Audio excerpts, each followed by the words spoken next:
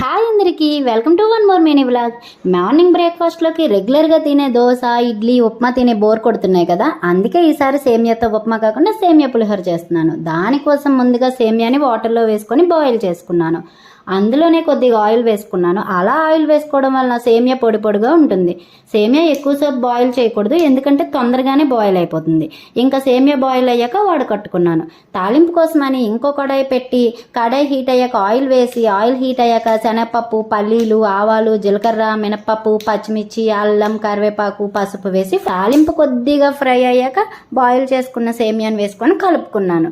ఇంకా తాలింపు సేమియా కొద్దిగా బాగా కలుపుకున్న తర్వాత టేస్ట్కి తగ్గట్టుగా సాల్ట్ వేసుకున్నాను. సాల్ట్ వేసి కలుపుకున్న తర్వాత పులిహోర అంటే ఖచ్చితంగా పులుపు ఉండాలి కదా, అందుకనే ఒక నిమ్మకాయని తీసుకొని దాని రసం వేసుకుని కలుపుకున్నాను. ఇంకా బాగా కలుపుకున్న తర్వాత స్టవ్ ఆఫ్ చేసుకోవడమే. ఎంతో టేస్టీగా సింపుల్ గా అయిపోయే సేమియా పులిహోర రెడీ. చాలా టేస్టీగా, చాలా బాగుంటుంది. సబ్స్క్రైబ్.